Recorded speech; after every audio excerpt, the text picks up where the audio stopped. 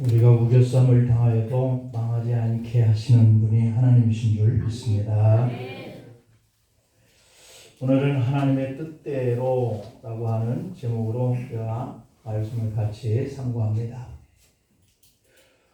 우리들이 방송에 나왔기 때문에 잘 알고 있는 사건이죠. 3월에 지난 3월 홍제동 화재 사건, 2층 이런 주택가인데 불이 났는데 소방대원들이 1차로 한 번 다 이렇게 돌고 사람이 없다라는 것을 확인을 하고 나왔는데 그 집 주인 아주머니가 내 아들이 지금 거기에 있다, 한 번만 더 살펴봐달라 간절하게 호소하니까 소방대원들은 인명을 구원하는 일이 자신들이 해야 할 의무이기 때문에 그들은 불이 타고 있고 가스가 이미 온 집안을 다 덮고 있는 이런 상황 가운데 속에서도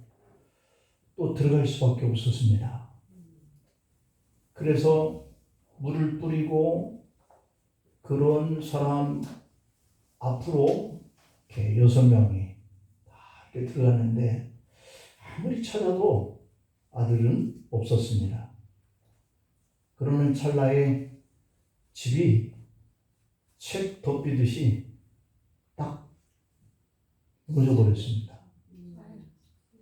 그리고 이 소방대원들 7명은 그 잔해 속에 묻혀버렸어요. 이 사건 속에 너무 슬픔이 담겨져 있는데 우리는 하나님의 뜻을 찾는 일들과 우리가 당하는 이런 아픔들과 사이 속에서 많은 괴리감을 느낍니다. 우리는 육신적인 문제 앞에 이렇게 살아가고 있고 이 뒤에 영적으로 역사하시는 하나님의 그 뜻은 우리가 믿음을 가지고 살필 때에만 발견할 수 있는 것인데 이 사건들 속에서 어려움과 고난과 시련을 우리는 늘 만나는 그 가운데 속에서 과연 이 일이 하나님의 뜻이 무엇일까? 이것도 하나님의 뜻일까? 라고 하는 것들 속에서 우리는 많은 고뇌를 갖게 되는 것이죠. 이 홍제동의 그 주택에서 무너진 그 속에 7명의 소방대원들이 두 번째에 들어가지만 않았다면 다 살 수 있는 것이었거든요. 근데 그날 무슨 일이 있었느냐면 아들과 어머니가 다툰 거예요. 화가 난 아들은 이불에다 기름을 뿌리고 불을 질렀는데 불이 일어난 것을 보고 너무 겁이 나서 그는 밖으로 나와서 삼촌 집으로 도망간 거예요. 불이 났으니 엄마는 뛰쳐나와서 안에 아들이 있다 라고 생각을 하고 또다시 계속 찾아달라고 애원을 했던 것이죠. 그래서 나중에 이 결과를 보니까 소방대원들이 저 지하실에 다 있는데 시간이 너무 지체돼서 나오긴 나와서 병원에서 다 죽고 한 사람만 살아난 이런 안타까운 모습을 보면서 첫 번째에 그냥 아들이 거기에 있다는 소재지를 알게 되었다고 한다면 다 살았을 텐데 너무 죽은 사람은 아무도 없는 그 공간에 들어가서 죽으러 들어간 것처럼 느껴지니까 그 가족이나 그것을 바라보는 우리들이나 너무 애통해 할 수 있는 사건이죠. 우리는 그 속에서 하나님의 뜻 이것을 찾으려고 나름대로 애를 쓰는데 고통을 당하고 가족을 잃어버린 그 가족들의 심정은 하나님의 뜻이 어디 있는가 이 일에 대해서 찾기가 애통하는 것이죠. 우리 인생길에는 이런저런 일에 참 근심들이 많습니다. 이 근심이라고 하는 것은 세트로 이루어지고 있다는 거예요. 염려라고 하는 누이가 있고 또 걱정이라고 하는 동생이 있다 그럽니다. 이 근심과 염려와 걱정이라고 하는 것이 한 세트로 이루어지고 있다. 항상 같이 움직이는 거예요. 이 셋은 우리가 누리는 이 행복을 빼앗아가는 그런 문제거리이고 우리 속에 그것이 머물면서 불신앙과 이 질병이라고 하는 이 나쁜 열매를 맺게 하고 결국은 망하게 만들거든요. 사탄 원수 마귀는 우리에게 늘 이 삼남매를 심어 놓습니다. 그래서 대부분의 사람들은 근심하고 걱정하고 염려하고 마치 어쩔 수 없는 것처럼 생각하면서 살아갑니다. 심리학자들이 현대인들이 갖고 있는 이 불안과 근심의 원인들을 조사해 봤는데 우리 마음속에서 일어나고 있는 그 근심, 염려, 걱정거리들은 대개 40% 정도는 아직 일어나지 않는 그 미래에 대한 그 걱정, 근심, 염려라고 하는 겁니다. 40%가 일어나지 않을 일에 대해서 우리가 일어날 것을 생각하면서 미리 근심하고 걱정하고 염려한다는 것이죠. 그리고 30%에는 이미 아까 홍제동 사건처럼 다 가족들이 죽음을 당하고 이미 끝난 사건 앞에 우리가 있으면서 그 일이 계속해서 우리 마음에 꼬리를 물고 그 사건 속에서 그 아픔 속에서 벗어나지 못하게 만드는 이런 것들이 나를 염려하게 하고 계속해서 근심하게 하고 걱정하게 한다. 우리도 신앙생활하면서 뒤돌아보면 그런 것 같아요.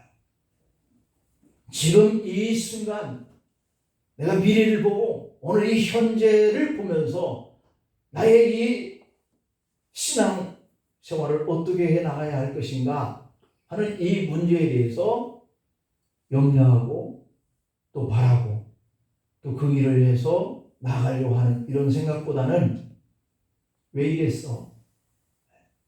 왜 이렇게 만들었어? 왜 이렇게 한 거야?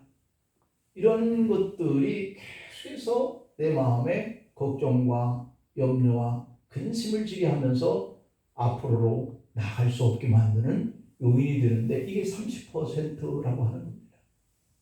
과거가 지나가 버린 문제를 안고 내가 오늘을 사는 데에 집착하면서 나를 염려하게 하고 걱정하게 하고 근심하게 하는 거 이게 30%. 그리고 앞으로 이 문제는 다시 내게 안 일어날 수 있는 문제인데도 불구하고 또 나에게 일어나면 어떻게 하나 하는 이러한 것에 매달려서 근심하고 염려하고 걱정하는 것이 40%. 아직 안 일어난 것에 대한 40%. 과거 이미 끝난 사건과 사고에 대해서 염려하는 이 문제가 30%. 그래서 70%가 해서는 안 되고 해봐도 소용없는 이런 염려와 걱정과 근심거리에 매여 있다는 것이에요. 그러니 이와 같이 생활 가운데 가지고 있는 이 근심이나 염려나 걱정의 대부분은 실제로 발생하지 않는 일에 대한 것이었다라고 하는 연구 결과를 발표를 했는데요. 거기 보니까 12%는 질병에 대한 두려움과 근심이 있다는 거예요. 옆에 사람이 어디가 아파서 혹은 뭐 큰 암에 걸려서 이런 고통을 받고 있는 모습을 보면 아이고 나도 걸리면 어떡하지 하는 이러한 두려움 이게 염려가 되고 근심을 하게 되고 한다는 얘기예요. 그게 12%. 그리고 10%는 사랑하는 사람에 대한 염려가 있다는 거예요. 사랑하는 사람에 대한 염려. 그래서 종합해 본 이 결과 92%는 실제 아직 일어나지 않은 일에 대한 염려와 걱정과 근심 속에서 우리가 살아가고 있다라고 하는 겁니다. 우리는 현재 실제 생기지도 않는 그러한 일들에 대한 헛된 근심을 너무 많이 하고 너무 속상해하면서 살아가고 있는 이런 중이에요. 우리가 좀 속상해하지 말고 지나간 일은 좀 잊어버리고 앞으로 일어날 일이 아닌 것에 대한 것에 대해서 너무 두려워하여서 염려하거나 걱정하지 마십시다. 아멘. 우리 옆 사람과 한번 인사합시다. 우리 너무 염려하지 말고 삽시다. 너무 근심하지 말고 삽시다. 지나가는 일은 좀 잊어버리고 삽시다. 아유, 이게 지나간 그 일이 우리를 너무 아픔을 준 이 충격 때문에 이제 우리는 어떡하지? 우리는 어떡하지? 내일 우리는 어떡하지? 하는 이런 생각들이 우리를 사로잡고 있단 말이에요. 그래서 내일에 대한 비전도 꿈도 희망도 소망도 다 사라져. 이게 다 먹어버려요. 사도 바울은 오늘 본문 말씀 속에서 근심에 대해서 교훈을 하고 있거든요. 바울은 이전에 쓴 편지에서 고린도 교회 성도들을 아주 호되게 책망한 적이 있어요. 여러분, 제가 이 강단에서 말씀을 통해서 비전을 주고 희망을 주고 소망을 주면 그때 마음이 뿌듯하고 기쁘잖아요. 그런데 뭣도 못하고 뭣도 안 하고 왜 그렇게 하느냐고 신앙생활을 그렇게 해가지고 어떻게 할 거냐 막 이런 소리 듣고 나가면 어때요? 그냥 찜찜하잖아요. 아, 오늘 교회 괜히 왔네 이럴 수도 있고 말이죠. 한 주 동안 내가 저 말씀을 들으려고 내가 교회 온 거야? 뭐 이러면서 갈 수도 있고. 그래서 그런 생각 가지고 가지 않도록 목사는 최선을 다해서 비전과 꿈과 희망과 소망을 안겨드리려고 말씀을 준비하거든요. 그런데 바울이 그렇게 되지 못한 편지를 띄운 거예요. 왜냐하면 이 고린도 교회의 성도들이 많은 근심 중에 사로잡혀 있는 거예요. 고린도 교회는 교회 안에 온갖 문제들이 발생한 교회이거든요. 여러분, 우리 교회가 교회 안에 성도들 중에 성도들 이렇게 관계에 좋은 일들만 일어나면 교회가 늘 평안하잖아요. 그런데 어떤 문제가 발생하거나 다투거나 어떤 교회에서 있어서는 안 되는 이런 사고들이 발생을 하게 되면 교회가 근심 중에 머물게 되거든요. 그런데 이 고린도 교회 안에 이런 온갖 문제들이 발생을 했어요. 근친상 간의 문제. 교회 안에 성도들 가운데에 근친상 간의 문제가 발생한 거예요. 자기 아버지의 첩을 내 아내로 삼아서 가정 생활하는 이런 문제가 발생한 거예요. 있을 수 없는 문제잖아요. 아버지의 첩은 뭐 아버지의 그 아내일 수도 있는 문제 아니에요.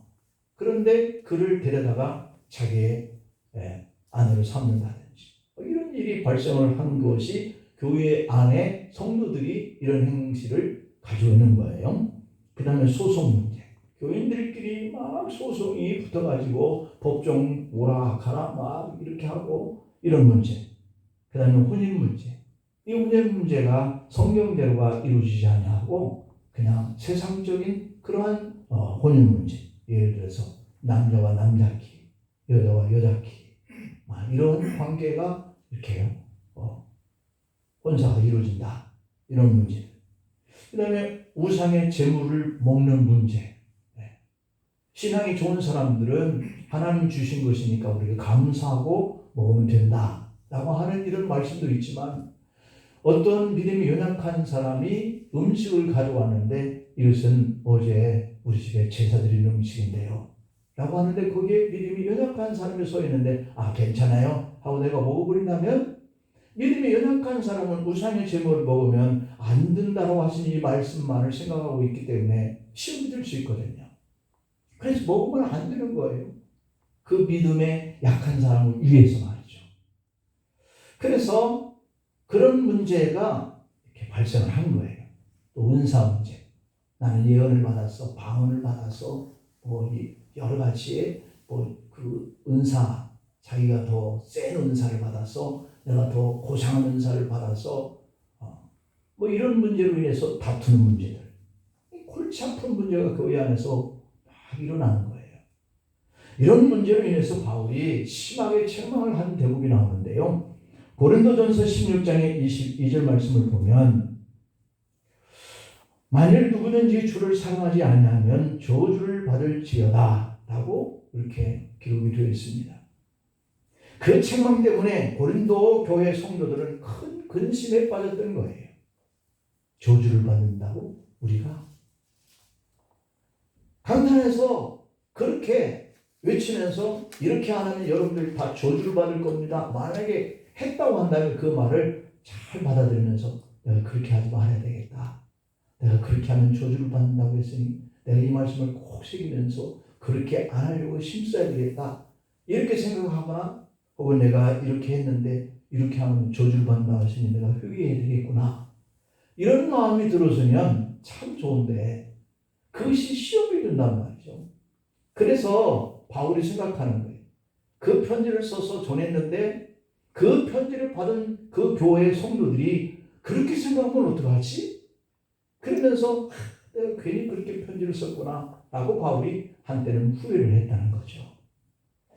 그런데 도리어 하나님은 그것을 전화 위복시켜 주셔가지고 고린도 교회 성도들이 회개하고 바른 신앙을 회복하게 되었다라고 하는 겁니다. 이렇게 되어야 할 줄 믿습니다. 어떤 말씀이든지 다 주님의 말씀인데 그 말씀이 강단에서 선포되고 떨어지면 내 교회 이제 그만 나와야 되겠어 라고 생각하지 말고 그 즉시 내 마음속에 회개하고 하나님 저렇게 살면 안 된다고 하는데 제가 몰라서 그랬습니다. 앞으로는 잘 살겠습니다. 바르게 살겠습니다. 라고 받아들이면 내 마음이 굉장히 기뻐지거든요. 다시. 네, 그렇게 되어야 할 줄 믿습니다. 그런데 이 고린도 교회 성도들이 그렇게 된 거예요. 바울 선생님이 우리한테 얼마나 걱정이 되시면 이렇게 저주까지 받는다고 이 일을 하지 말라고 그랬을까? 그래서 회개를 한 거예요. 그래서 사도 바울은 그러므로 내가 편지로 너희를 근심하게 한 것을 후회하였으나 지금은 후회하지 아니함은 오늘 본문 8절입니다. 그 편지가 너희로 잠시만 근심하게 한 줄을 알미라. 잠시만. 이런 말씀을 들을 때 충격을 입게 되는 모든 사람들이 잠시만 걱정하지 않겠어요? 근심하지 않겠어요? 제가 원치 않게 작업을 하다가 다쳤는데요. 이 다친 문제를 가지고 다쳤다는 얘기를 하면 걱정될까봐 이미 여러분들이 알고 있는 질병으로 인해서 내가 잠시 병원에 있는 겁니다. 라고 이렇게 저도 거짓말을 한 거죠. 걱정을 덜 끼치기 위해서. 그러나 이제 오늘 다 목도를 했으니까 더 이상 숨겨야 할 이유가 없어진 것이죠. 이게 잠시 걱정이 된 거예요. 어떡하지? 그렇지만 이미 지나간 일이니까 걱정하고 근심한들 무슨 소용이 있겠어요? 이제 회복이 되면 되지 이렇게 생각할 수 있는 거니까. 그러니까 오늘 이 고린도 교회에게 편지를 쓴 사도 바울의 마음속에 생각이 이랬다는 거죠. 근심하게 할 줄을 알미라. 진실의 눈물과 사랑의 그 마음으로 쓴 편지였지만 나무람이 너무 지나쳤기 때문에 오히려 그들의 마음을 상하게 하고 바울에게 담을 쌓고 야 우리 앞으로 이제 바울 선생 만나지 마. 바울 선생 절대 초대하지 마. 만약 이렇게 해서 담을 쌓는 결과를 낳지 않을까. 그래서 바울은 솔직히 걱정이 되고 후회까지 하게 되었다라고 했다는 거죠. 그런데 디도의 편에 이 고린도 교회 소식을 듣는 바에 의하니까 그 말 때문에 고린도 교회 성도들이 뉘우치고 바울의 권면을 따랐다라고 하는 이 반가운 소식을 대하고는 내가 괜히 걱정을 했네 라고 생각을 하게 되었다는 겁니다. 그래서 바울은 본문을 통해서 근심을 두 가지로 설명합니다. 하나는 10절에 보니까 하나님의 뜻대로 하는 근심은 후회할 것이 없는 구원에 이르는 것이구나. 세상 근심은 사망을 이루는 것이구나. 이 말씀 속에서 두 가지 근심을 나눌 수 있는데, 하나는 육신적인 근심이 있다는 거예요. 우리가 이런 문제가 발생을 하면 육신적으로 걱정이 되잖아요. 늘 걱정하겠다. 나는 어떻게 하지? 어떻게 처신해야지? 이런 생각들. 두 번째로는 영적인 근심이 있다는 겁니다. 하나님의 뜻인지 우리가 분별력을 갖고 보지 못하는 그 사고 앞에 우리는 근심을 하는데, 영적인 근심과 육적인 근심 두 가지가 생긴다는 거예요. 육체적인 근심, 육신적인 근심은 세상적인 근심을 말하는 것이고, 영적인 근심은 하나님의 뜻대로 하는 근심이다. 내가 사업을 하다가 어떻게 일이 잘못되었을 때, 내가 교회 앞에 이렇게 물질을 드리고 11조를 드렸던 이런 문제, 내가 이제 앞으로 못하게 생겼는데 어떡하지? 영적인 근심이 하나가 생기고, 이제 사업이 문을 닫게 되었으니 내가 무엇을 해야지? 육신적인 근심이 생기는 거죠. 그런 면에서 바울이 말한 이 세상 근심을 우리가 한번 생각해 봐요. 무엇일까? 세상 근심이라고 하는 것은 이 육신에 관계된 일이 단절되어지는 문제 때문에 생기는 그런 근심을 말하는 거예요. 결과적으로 그런 근심에 빠지면 사망이다, 이렇게 얘기를 하고 있어요. 세상 근심은 우리의 삶을 파괴하는 것이다. 생활하다 보면 우리가 생활 쓰레기가 발생하잖아요. 세상 근심은 우리의 삶을 파괴하는 쓰레기와 같은 것들인데 버려야 할 것들이라는 얘기예요. 그 쓰레기는 집안에 계속 둘 수 없어요. 냄새가 나고 보면 불쾌하고. 그러니까 생활 쓰레기가 집에 쌓이면 계속해서 좋아라 하고 집에 두는 분 아무도 안 계실 겁니다. 다 밖에 가지고 와요. 밖에 갖다 버립니다. 유지할 수 없는 것들이에요. 그러니까 우리가 영적으로 생각해 보면 그 근심이, 염려가, 걱정이 내 마음속에서 계속 오래 두면 유지할 수가 없다. 내가 아무리 욕심쟁이 구두쇠라도 쓰레기만큼은 갖다 버리거든요. 우리가 계속해서 마음속에 근심과 두려움을 품고 버리지 않으면 잠언 17장 22절에 보니까 마음의 즐거움은 양약이라도 심령의 근심은 뼈를 마르게 하는 것이다, 이렇게 말씀하고 있는 것처럼 마침내는 근심과 두려움으로 그 마음의 육체까지 병들게 되어진다는 거예요. 그래서 어떤 근심이 있으니까 여러분 계속해서 마음에 두지 마시고 쓰레기다 하고 갖다 버리셔야 될 줄 믿습니다. 왜냐하면 그 근심과 염려와 걱정이 버려버리지 않으면 내 마음에 혹은 내 육신이 병이 생긴다는 거예요. 그러면 우리는 사망을 가져다 주는 이 세상적인 근심을 어떻게 물리칠 수 있느냐? 해결책이에요. 이런 근심은 인간적인 방법으로 물리칠 수 있는 방법이 없다는 거예요. 그래서 세상 사람들은 사망의 길로 가잖아요. 요즘에 인천대교에 그 다리가 길기 때문에 사람들이 통제하지 않는데요. 통제하는 게 시스템이 다 갖춰져서 먼 데서 이렇게 보고 있다가 이렇게 사건이 일어나면 달려가는데, 그냥 차를 타고 가는 사람이 갑자기 차를 세우고 그 강물로 뛰어들어요. 자살 사건이 빈번하게 일어나고 있다 그럽니다. 참 묘한 일이죠. 충동인가? 그러니까 그런 근심과 걱정을 계속 가지고 있던 사람이 그 대교를 지나가다가 여기쯤에서 내가 죽는 게 좋겠다, 이런 생각을 갖는 것 같아요. 그래서 뛰어내려요. 이미 너무 늦게 가서 구제를 하기 때문에 대개는 다 살지 못하고 죽게 된다 그러는데요. 이러한 것들을 이겨낼 수 있는 방법은 육신적인 방법으로는 불가능해요. 오직 하나님의 방법으로 이겨내야 돼요. 하나님의 방법은 근심과 두려움을 하나님께 맡겨버리고 기도하라는 것이 하나님의 방법이거든요. 하나님께 가지고 나와서 기도하세요. 베드로전서 5장 7절에 보니까 너희 염려를 다 주께 맡겨라 이러거든요. 또 시편 37편 5절에도 보니까 너희 길을 여호와께 맡겨버려라 이렇습니다. 시편 55편 22절에도 보니까 네 짐을 여호와께 맡겨버려라 이렇게 얘기하고 있고, 우리 예수님도 마태복음 11장 28절에서 그렇게 말씀하셨잖아요. 무거운 짐을 지은 사람이 있냐, 다 내게 오라, 내가 너희를 쉬게 할게 라고 하셨잖아요. 네. 그래서 우리는 주님께 맡겨버리기 위해서 주님의 전에 찾아서 기도하고, 혹은 골방에 들어가셔서 기도하고, 그렇게 은혜를 구하면 그 절박한 순간을 우리가 지나가게 될 줄을 믿습니다. 그래서 믿음은 염려를 주께 맡겨버리는 거예요. 이런 축복이 임하기를 바랍니다.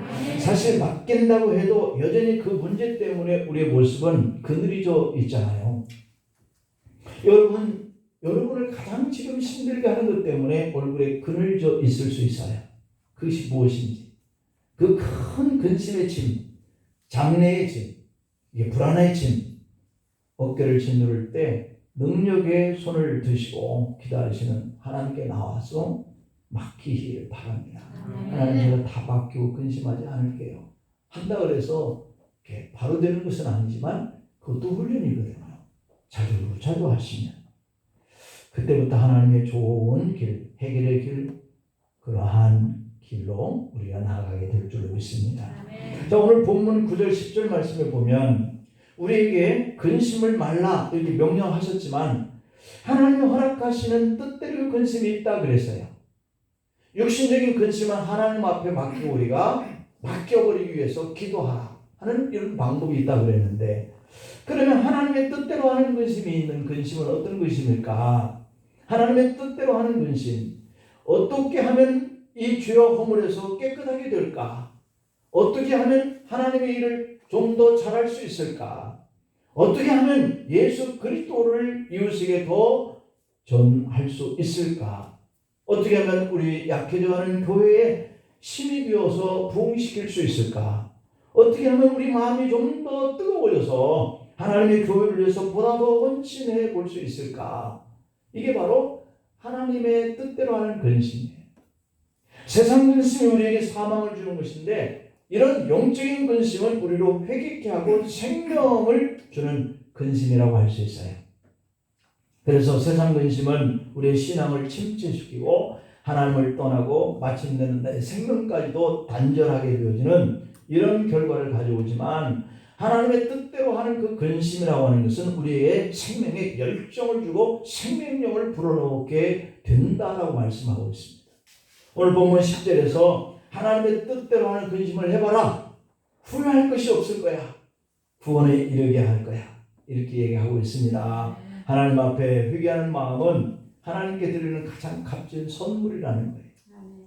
그런데 이 회개는 저절로 마음속에서 솟아나오는 것이 아니라 하나님의 뜻대로 하는 근심을 하는 사람에게 나온다는 거예요. 하나님의 뜻대로 하는 근심에는 반드시 회개라고 하는 열매를 맺는다는 거예요. 성령께서는 이 같은 근심을 통해서 우리에게 회개 역사를 이루게 하실 뿐만 아니라 우리의 믿음을 장성하게 성장시켜 준다는 거예요. 그래서 회개하고 나면 쇄신이 나잖아요. 새로운 능력을 받고요, 성령을 새롭게 해주시거든요. 그래서 예수님이 마태복음 5장 4절에 보면 애통하는 자가 복이 있다. 울고요, 슬퍼하고 이렇게 하는데 왜 이 사람이 복이 있어? 저희가 위로를 받을 수 있기 때문이다. 이렇게 말씀하고 있어요. 그러니까 여러분들이 울어도 주님 앞에서 우십시오. 걱정과 근심을 해도 교회 앞에 주님 앞에 하십시오. 그러면 회개를 이루는, 구원에 이르게 하는 능력을 얻게 된다는 거잖아요. 이러한 사람에게 하나님께서 위로로 함께 해주시고 회개케 하시고 또한 구원받게 하신다라고 하는 겁니다. 본문 1절 말씀에 보면 보라, 하나님의 뜻대로 하게 된 이 근심이 너희로 얼마나 간절하게 하며 얼마나 변증하게 하며 얼마나 분하게 하며 얼마나 두렵게 하고 얼마나 사모하게 하며 얼마나 열심히 있게 하며 얼마나 벌하게 하였는가. 너희가 그 일에 대하여 일체 너희 자신의 깨끗함을 나타내었다 라고 말씀하고 있거든요. 한마디로 하나님의 뜻대로 하는 이 근심이라고 하는 것은 우리 마음을 간절하게 만든다는 거예요.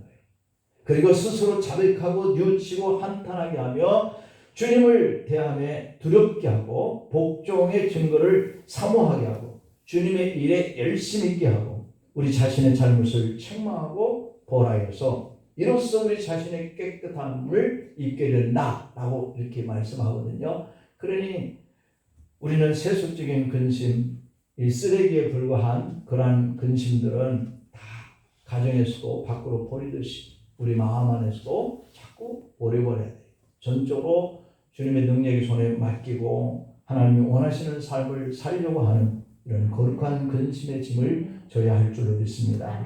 예수님이 그렇습니다. 마태복음 6장 33절에서 너희가 너희 자신을 위해서 무엇을 먹을까, 무엇을 마실까, 무엇을 입을까 염려할 것들이 많을지라도 하나님께 다 맡기고 대신 그의 나라와 그의 의를 구하라. 그리하면 그 모든 의식적 문제, 인생의 문제를 다 채워주시겠다. 이게 비결입니다. 오늘 또 근심을 안고 염려와 걱정과 불안한 것들을 안고 이렇게 왔던 그러한 심령이 혹 계신다 하면 오늘 바울이 말씀하고 있는 것처럼 주님의 능력의 손길에 다 맡기고 돌아가십시오. 그 대신 주님께 맡기시는 이 멍에 이것을 메고 주님의 교회를 위한 염려와 성도들과 불안한 사람들의 일을 위해서 근심하고 중보기도를 하시길 바랍니다. 그러면 하나님이 언제든지 여러분의 문제를 해결해 주시고 주님의 뜻을 이루고 평안과 능력을 받는 그런 생명의 길로 인도하실 줄로 믿습니다. 기도하시겠습니다. 하나님 아버지, 우리에게 여러 가지 사건 사고들이 발생하고 있는데 그것들이 우리의 마음과 생각들을 붙들어서 근심하게 하고 염려하게 하고 불안하게 하고 두렵게 하고 놀라게 만듭니다. 그러나 아버지 말씀대로 오늘 그와 같은 쓰레기들이 가정에서도 밖으로 다 버리듯이 우리 마음의 생각 속에서 다 버려버리게 하여 주옵소서. 주님 앞에 골방에서 나와 하나님 앞에 이 모든 염려와 걱정과 근심을 다 맡겨버리고 주님이 주시는 생각으로 살아가게 하옵소서. 주님이 이끄시는 그 길로 우리가 담대히 나아가게 하옵소서. 지나가는 것은 다 잊어버리게 하시고 새로운 비전과 그 꿈을 가지고 오늘과 내일을 향해서 나아가게 하셔서 하나님이 공급하시는 그 평안과 그 능력을 힘입어서 오늘의 문제를 해결해 나가고 내일의 희망과 꿈을 성취해 갈 수 있는 저희들 되게 하옵소서. 주님의 손길을 의지하고 한 주간을 출발합니다. 우리 성도들과 함께 하시는 아버지, 하나님의 뜻대로 하는 그 근심이 우리의 삶의 자리에 큰 힘과 능력과 용기와 문제 해결이 되게 하옵소서. 예수님의 이름으로 기도하옵나이다. 아멘.